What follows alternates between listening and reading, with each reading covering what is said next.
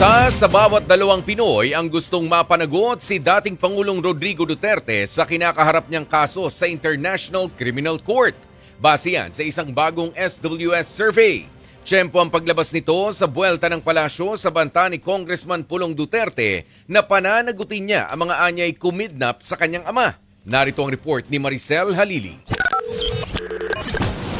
Dapat nga bang panagutin si dating Pangulong Rodrigo Duterte kaugnay ng patayan sa madugong war on drugs? Kung ang pinakabagong survey ng Social Weather Station sa pagbabasihan, pabor dyan ang karamihan ng Pilipino. 50% ng 1,500 Filipino adults ang nagsabing agree sila. Katumbas yan ng 7 sa bawat 10 Pilipino, habang mas kaunti o 32% ang hindi pumabor na mapanagot si Duterte. Kinomisyon ng Strat-based group ang survey na ginawa noong September 24 to 30. Ilang araw lang yan matapos i-postpone ng International Criminal Court ang confirmation of charges hearing ni Duterte dahil sa kondisyon ng kanyang kalusugan.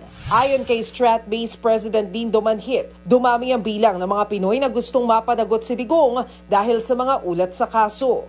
Just a month after the arrest, mga April, nakita namin yung numero was 20. Ito yung natural base ng concern na ito, na dapat ay panagutin sa pagpatay. Ayon pa sa survey, Visayas ang may pinakamaraming pumabor o 54% na mapanagot ang dating Pangulo. Sinundan niya ng Metro Manila na 53%, habang pinakakaunti o 39% ang Mindanao na kilalang baluarte ng mga Duterte.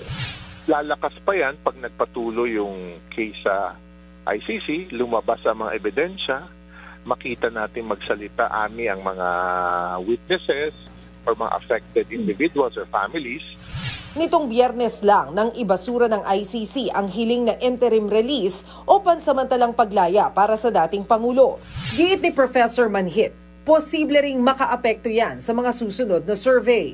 Information na patuloy na sinishare na illegal ang pag-arrest, matanda na, nakapreso pa, kawawa naman, solo doon, walang kasama. Diba? So may mga ganong disinformation na nangyayari at dahil doon, nagkakaroon ng sympathy. Matapos naman hindi payagan ang interim release ni Duterte, nagpapala ang anak niyang si Davao City Congressman Paulo Duterte na mananagot daw ang aniyay kumidnap sa kanyang ama. Binanatan niya ng palasyo.